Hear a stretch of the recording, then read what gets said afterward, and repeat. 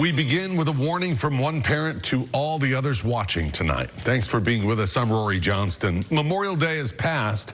The unofficial start to summer is here, meaning more people will be out on the water. But one father reminding people to swim responsibly. This is because his 12-year-old son went for a swim a few weeks ago and sadly never came back. William Tamba drowned in the Red River in Clarksville. News Channel 5's Kelsey Gibbs shares his father's message.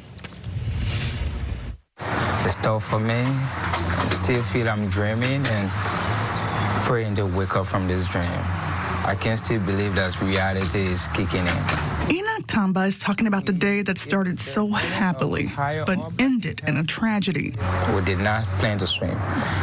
That was not on our list, so we drove there. Enoch wanted to do something fun for his boys. They decided to go to Billy Dunlop Park, but the plan was never to get in the Red River. But after 12-year-old William Devon saw the other kids playing and splashing around, he wanted to join in. When he turned around and told me, "Daddy, I can swim," smiling. I'm like, "No, don't go. You can swim." He said, "Oh, no, Daddy, I can swim. Trust me, I can swim."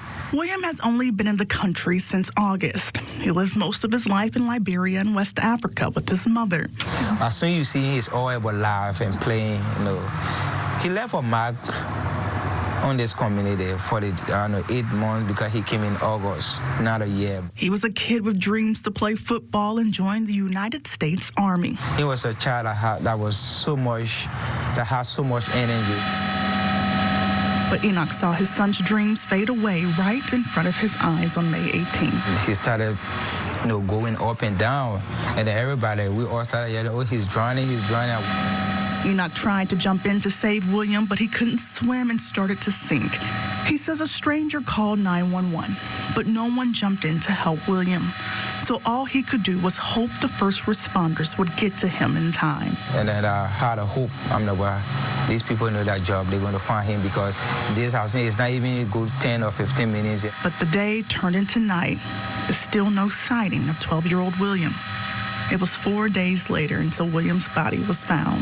It's so sad that I won't be able to see the body because of how the body looks.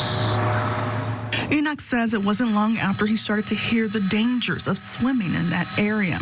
Even though his son told him he could swim, he doesn't want other families to go through this kind of pain. Why would the community have such a recreation place / danger? He hopes the city can do more to warn park goers of the potential dangers of swimming in the area. Kelsey's with us now. No other way to describe this, just a tragedy. Yeah. Tell me about how the community can help out this family now. Yeah, so the family has started a GoFundMe. They want to raise $50,000 to help with funeral costs, but they also need help in getting William's mother to the U.S. Again, she is from Africa, so they are trying desperately so she can be at that service. So if any of you are watching this story want to help, we'll have that information under this story on the News Channel 5 app. Kelsey, thanks so much.